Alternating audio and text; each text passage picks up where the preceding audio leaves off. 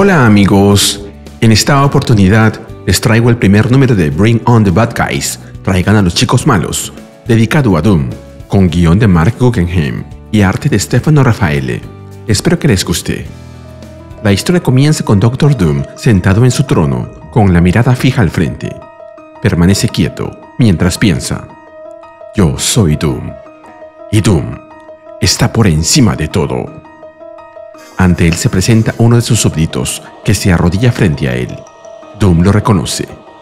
Belis Furbe, uno de mis espías menores, y uno de los más patéticos. Doom le ordena que se levante y hable. Furbe le informa sobre una mujer sombría, poderosa y enigmática. Doom le pregunta por qué debería importarle la locura de una mujer, sea misteriosa o no. Furbe explica que la mujer se hace llamar Sister Sorrow y que recorre el mundo buscando objetos de naturaleza exótica.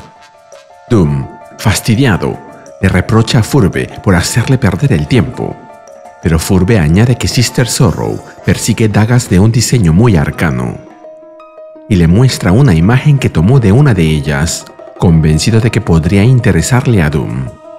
Esto hace que Victor cambie de actitud. Una Soul Dagger, una daga del alma. Pensé que se habían perdido con el tiempo. Finalmente, le dice a Furbe que no está disgustado con él, para luego preguntarle dónde se encuentra ahora esa mujer misteriosa. Como comentario, esta Soul Dagger es distinta a la Soul Dagger que posee Pixie, y que es una versión pequeña de la Soul Sword de Iliana Rasputin, Magic. Nos movemos a Berlín, Alemania, a la Plaza de la República. Emil Blonsky, de Abomination, camina por la zona. Algunos transeúntes lo miran sorprendidos y susurran asombrados. Blonsky, incómodo, se dirige a ellos diciendo en tono sarcástico que actúan como si nunca hubieran visto a un hombre irradiado por rayos gamma en su vida. En eso, una mujer se aproxima a Blonsky y le pregunta si está aterrorizando a la gente. Él le responde que sí, solo se está divirtiendo un poco. La mujer es conocida como Sister Sorrow, un nombre que lleva tanto tiempo que casi ha olvidado su verdadero nombre. Blonsky bromea sobre el lugar del encuentro y recuerda sus días de espionaje, pero ella le pregunta directamente si tiene el objeto. Blonsky le muestra la Soul Dagger y le pregunta si así queda saldada su deuda con su jefe. Ella asegura que hizo bien el trabajo y que su deuda está pagada. Mientras tanto, Doom observa todo, oculto, mientras piensa: un simple hechizo de camuflaje me oculta de su vista. Si tuviera que enfrentarlos, Blonsky no ofrecería resistencia, pero tampoco tiene sentido forzar una pelea en un lugar público. Blonsky se va, sin saber de la misericordia que Doom le ha otorgado. Una vez se ha ido, Sister Sorrow se da la vuelta y comenta que es interesante que haya atraído la atención de Victor von Doom, mientras piensa que su presencia ahí es inesperada e inconveniente. Doom la felicita por conocerlo, pues su temor hacia él les ahorrará tiempo a ambos. Le exige que le entregue la daga, pero ella se niega y pregunta por qué debería hacerlo. Doom responde que para prolongar su vida. Menciona que Blonsky reveló que ella actúa por orden de alguien más, lo que convierte ese asunto en algo que no le incumbe a ella. Pero Sister Sorrow solo puede pensar en que ojalá eso fuera cierto.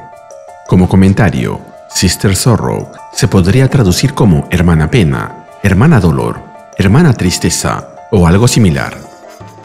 Finalmente, admite que si le concierne a su maestro, le concierne a ella, aunque no le agrade. Doom replica que ella desconoce el verdadero poder de la daga que posee. Ella confiesa saber que sola no sirve de mucho, que necesita de las demás. Doom lo confirma. El Soul Forge, la forja de almas, no es nada sin 5 almas para encenderlo y liberar su poder. Y se nos cuenta el origen de este poderoso artefacto. Una historia que comienza en un lugar lejano y solitario, oculto entre montañas heladas. El Soul Forge, un artefacto envuelto en misterio, perdido con el tiempo. El sueño roto de 6 señores de la oscuridad, reunidos juntos desde todos los rincones sombríos del mundo. Yang So, un habitante de Kamar-Taj, maestro de las artes místicas, y discípulo del Ancient One, la Orden de Khonshu, Khalil Anubis, un adepto a la magia lunar, Onjilogu, forense del reino oculto de Wakanda, buscada por practicar magia oscura, Astreta Bondair, una hechicera de mi nación de Latveria, Korak, del reino submarino de Atlantis, y Lucifus, quien mantenía sus intenciones y verdadera identidad en secreto, incluso para sus compañeros. Durante años, trabajaron a la sombra y en secreto.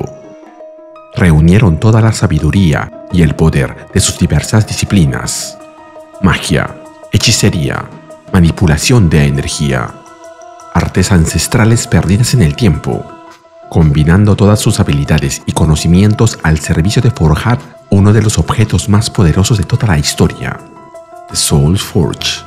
Doom le explica a Sister Sorrow que el Soul Forge tiene poder para cambiar el mundo entero, algo que él no permitirá en manos ajenas. Luego le exige una última vez que le entregue la daga o su vida, pero Sister Sorrow sabe que ninguna de las dos opciones es buena, así que se transforma en su versión demoníaca, mientras le dice a Doom que lamenta tener que decirle que rechazará su oferta. Como comentario, esta es la primera vez que Sister Sorrow aparece en los cómics de Marvel. Mientras se planta delante de Doom, él continúa con la historia de la Soul Forge. Dark Magic, magia oscura, fue usada durante un año entero. Rituales antiguos de textos prohibidos, hechizos en lenguas no pronunciadas en siglos, hasta la noche en la que todo lo que faltaba era encender el Forge, y la manera de hacerlo era alimentándolo con la sangre de quienes lo crearon. Gracias por llegar hasta aquí. Si aprecias mi trabajo y deseas más contenido similar, regálame un like, suscríbete y activa la campanita. Gracias. En esta ocasión mandaré saludos a Mr. Lau 5246. Gracias por ser parte de esta gran familia. Volvemos al presente. Doom y Sister Sorrow se enfrentan en combate, lanzándose ataques mágicos. Doom admite que es más difícil matarla de lo que parecía y valora su habilidad como algo casi impresionante. Le pregunta por su maestro y reconoce que quien la entrenó lo hizo bien. Ella aclara que no fue entrenada y que no es una mascota. Ambos se miran con respeto mutuo, mientras que Doom reflexiona. En su poder siento su mano detrás. The Lord of Darkness, el Señor de la Oscuridad, quien traicionó a los demás, refiriéndose a Lucifus que se había mencionado antes. Cínicos y escépticos, ellos solo confiaban en sí mismos. Eso lo cegó al traidor dentro de su grupo. Y vemos cómo Lucifus acaba con ellos, uno a uno. Ellos fueron traicionados por alguien que estaba entre ellos, pero que nunca fue uno de ellos: Mephisto. Doom le pregunta a Sister Sorrow si ella sirve al rey de las mentiras, pero ella niega servirlo y afirma que solo tienen un arreglo y que el arreglo le sirve a ella. Parece que no conoce bien a Mephisto. Un arreglo con él nunca termina bien, pero Doom no le cree. Ella miente. Es tan apropiado que resulta casi curioso. Mephisto extendió la mano para tomar el Forge.